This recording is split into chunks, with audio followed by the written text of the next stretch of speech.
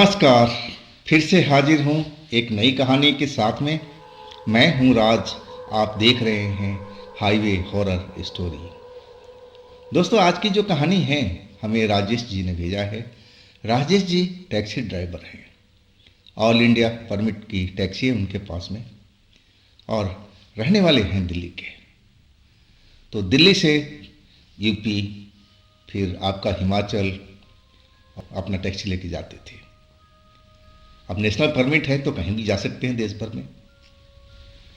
अब उनके पास एक बुकिंग थी और वो बुकिंग लेकर के अब चले गए थे छोड़ने के लिए। वो बुकिंग हरियाणा की ही थी। हरियाणा में जब वो छोड़कर आ रहे थे, दिसंबर का लास्ट महीना था और उस टाइम धुंध काफ़ी पड़ा हुआ था, रात हो चुकी थी और राजेश जी अपना टैक्सी चलाते हुए अपने दिल्ली वाले घर की तरफ आ रहे थे। अब आधी रात से ज़्यादा का टाइम हो गया था और जो धुंध थी बहुत ज़्यादा अब फैलती जा रही थी। रोड जो था बिल्कुल अब दिखाई नहीं दे रहा था सही ढंग से। लेकिन राजेश जी अपना फॉग लाइट ऑन करके और बचते बचाते रोड पर अपने घर की तरफ बढ़ रहे थे। दिल्ली में एंट्री कर चुके थे, लेकिन वो जो रास्ता था वो थोड़ा भटक गए थे। अपना घर का रास्ता तो भूल गए और एक अनजान रास्ता, एक रोड पकड़ लिए जो बिल्कुल सुनसान एरिया में जा रहा था। और जैसे ही पता लगा कि अरे मैं तो रास्ता भटक गया हूँ, और उन्होंने गाड़ी अपना ब्रेक लगाई, लेकिन तब तक तो देर हो चुकी थी। तो क्या हुआ था राजेश जी के साथ में उस वक़्त में, चलते हैं आगे की कहानी में। लेकिन दोस्तों, अगर आप मेरे चैनल पर पहली बार जुड़े हैं और अभी तक मेरे चैनल को सब्सक्राइब नहीं किया है तो प्लीज़ जल्दी से कर लीजिए और साथ में बेल आइकन को ज़रूर दबाइएगा ऑल पे करके। दोस्तों, मेरा नाम राजेश है। आगे की कहानी तो आपने सुन ही लिया है। जब मैं उस अनजाने रोड पर पहुंच गया था, धुंध की वजह से मैं अपना जो घर वाला रास्ता था वो भटक गया था। मैं गलत रोड पर चला गया था। लेकिन जितना किलोमीटर मुझे अपने घर की तरफ चलना था वो उससे ज़्यादा मैं चल चुका था और हमारी कॉलोनी तो नज़र ही नहीं आ रही थी। तभी मुझे लगा कि अरे मैं तो रास्ता भटक गया हूँ। अब मैं एक ऐसे सुनसान जगह पर था, हर तरफ धुंध ही धुंध दिखाई दे रहा था। लग रहा था कि आसपास में कोई भी कॉलोनी, कोई भी बस्ती नहीं है। तब मुझे डाउट हुआ कि अरे मुझे तो इधर आना ही नहीं था। अब तक तो मैं अपने घर पहुंच गया होता। अब फिर मैंने टैक्सी रोक करके अब मोड़ना चाहा, लेकिन ये क्या, जैसे ही मैं टैक्सी मोड़ना चाहा, बैक करना चाहा, अब टैक्सी के पीछे से एक चीख सुनाई पड़ी। बड़ी ही डरावनी चीख थी, दर्दनाक चीख थी। जैसे लगा कि मेरे पीछे में कोई था, टैक्सी के पीछे खड़ा था। अब जैसे ही मैंने बैक किया, टैक्सी से उसको धक्का लगा है, कुचल चुका है। ऐसे ही मुझे महसूस हुआ था। मुझे बहुत अफसोस हुआ। सेकंडों के लिए ऐसा लगा कि मैंने बहुत भारी गलती कर दी है। अब मैं टैक्सी रोक करके टैक्सी से उतर गया। अब पीछे की तरफ भागा कि क्या मैंने किसी का एक्सीडेंट कर दिया है बैक करते टाइम। और जैसे ही पीछे गया, मैंने क्या देखा कि एक औरत जमीन पर पड़ी हुई है। सफ़ेद कपड़ा धुंध में भी उसका चमक रहा था और वो जमीन पर गिरी हुई है मेरे कार के पीछे में। अब मैं बोलने लगा कि अरे मैडम, आपको चोट तो नहीं लगी ज़्यादा? आप पीछे क्या कर रही थी, इस धुंध में क्या कर रही थी? और तब तक वो औरत जैसे लगा कि मर चुकी है, जमीन पर वो गिर चुकी थी या बेहोश हो चुकी है, मुझे ऐसा ही लगा। मैं उस औरत के पास जैसे ही पहुंचा, वो औरत जो बेहोश पड़ी थी या मर चुकी थी, मुझे तो ऐसा लगा था धुंध में, और उसने तो मुझे दोनों हाथों से एकदम जकड़ सा लिया था। मैं तो सोच भी नहीं सका कि एक बेहोश इंसान ऐसा भी कर सकता है। अब मैं उसके कब्जे में आ चुका था और उसने तो मुझे ज़मीन पर गिरा दिया उसी जगह पर। मैं तो जैसे ही ज़मीन पर गिरा, जैसे उसने मुझे जकड़ा, मुझे तो पता चल चुका था, क्योंकि उसके पूरे शरीर से अब बात सी आने लगी थी।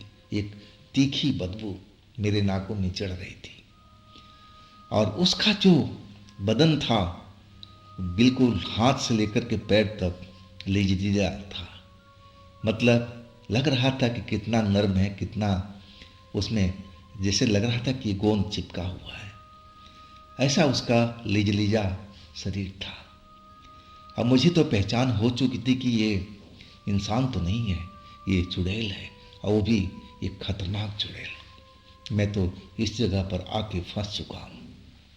अब मुझे अब भी आइडिया नहीं लग रहा था कि मैं किस जगह पर हूँ, कहाँ हूँ, मैं अपने घर से कितनी दूर पर हूँ, ये रास्ता आगे में कहाँ तक जाएगा, कुछ भी पता नहीं लग रहा था। लेकिन अब तो मैं चुड़ैल के हाथों में फंसा हुआ था और चुड़ैल मुझे तो जमीन पर पटक दिया था और मेरे सीने पर सवार हो गई थी। मेरे मुंह पर, गाल के ऊपर में थप्पड़ थप्पड़ लगाने लगी, एक भारी आवाज में, जैसे वो मुझे कुछ बोल रही हो, कुछ बताने की कोशिश कर रही हो, लेकिन मैं कुछ भी नहीं समझ पा रहा था। उसकी भाषा मुझे कुछ पल्ले ही नहीं पड़ रहा था। मैं तो एकदम बेहद डरा हुआ था, चिल्ला रहा था, लेकिन इतनी रात में वहाँ पर कौन भला होगा। अब मुझे लगने लगा कि मैं अब बच नहीं पाऊंगा, और तभी वो औरत मेरे सीने से खड़ी हो गई। अब मेरा पैर पकड़ करके मुझे घसीटने लगी।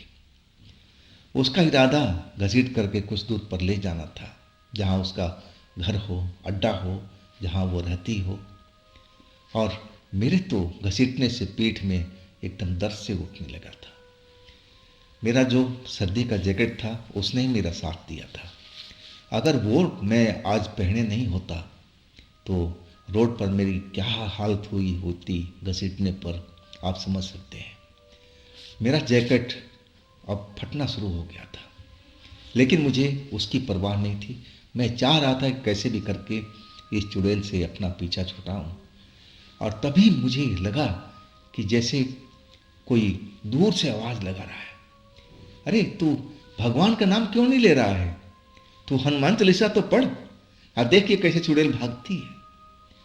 वो आवाज़ मुझे दूर से सुनाई पड़ी, जैसे कोई चिल्ला के बोल रहा हो। और फिर तो मैं क्या था, नाम लेना शुरू कर दिया था। हनुमान चालीसा तो मुझे आता ही था, और मैं हनुमान चालीसा पढ़ना शुरू कर दिया, वो भी तेजी से। जैसे ही हनुमान चालीसा स्टार्ट किया, वो चुड़ैल मेरा पैर जो घसीट रही थी पकड़ करके अब उसने छोड़ दिया, लेकिन खड़ी वहीं पर थी। मेरे अब शरीर में दर्द हो रहा था, घसीट के काफ़ी दूर से ले आई थी, लेकिन मैं हिम्मत खोया नहीं था।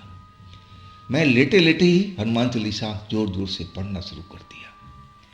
और जैसे जैसे मैं पढ़ रहा था, वो चुड़ैल जैसे लग रहा था कि व्याकुल हो रही है, इधर उधर घूम रही है, और अपनी भद्दी आँखों से, भद्दे चेहरों से मुझे घूर रही थी, देख रही थी। और मैं समझ गया कि हनुमान चालीसा का इस पर असर हो रहा है। अब मैं जो लेटा हुआ था अब उठ करके बैठ गया, अब फिर उसकी तरफ मुँह करके जोर जोर से हनुमान चालीसा पढ़ना शुरू कर दिया था। अब फिर वो चुड़ैल मेरे आसपास में कुछ देर तो रही, लेकिन अब धीरे धीरे धीरे धीरे पीछे की साइड में हटने लगी। वो भी पल आया कि वो धुंध में गायब हो चुकी थी। जैसे ही मेरे नज़रों से ओझल हुई, अब मैं सीधा उठा और अपनी कार के पास आया।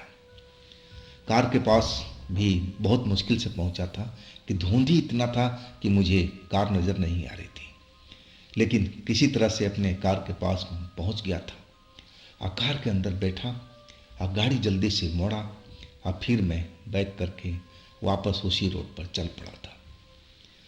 जब मैं लाइट वाले एरिया में पहुंचा जहां पर ट्रैफिक लाइट था, तब जा कर के मुझे आइडिया लगना शुरू हुआ कि मैं तो गलत रास्ता पकड़ लिया था। मुझे तो बाईं साइड में जाना था, मैं सीधा चला गया था। और फिर मैं अपने घर पहुंचा था। हनुमान चालीसा के कारण ही उस रात को मेरी जान बच पाई थी, नहीं तो मैं उस रात उस चुड़ैल के हाथों जरूर मारा जाता। लेकिन वो आवाज़ देने वाला कौन था जो दूर से आवाज़ दे रहा था कि तू भगवान का नाम लेता क्यों नहीं, हनुमान चालीसा क्यों नहीं पढ़ रहा है? वो शख्स कौन हो सकता है? मुझे लग रहा था कि ये हमारे भले के लिए किसी ने आवाज़ दिया होगा, और वो आवाज़ देने वाला कोई पुण्य आत्मा ही हो सकता है। और भला इतनी रात में वहाँ कौन होता है? तो दोस्तों, ये थी राजेश जी की अपनी आप बीती। अगर आपके पास भी ऐसी कोई घटना है तो आप मुझे इंस्टाग्राम पर या मेरे व्हाट्सएप नंबर पर अपनी घटना को, अपनी कहानी को शेयर कर सकते हैं। दोस्तों, ये भी चैनल आप ही का है, तो इसको भी अपना प्यार दीजिए, लाइक कीजिए, सब्सक्राइब कीजिए, शेयर कीजिए। और फिर हम मिलते हैं अगले रोज एक नई घटना, एक नई कहानी में। दोस्तों, आप लोग अपना ख्याल रखिएगा। नमस्कार।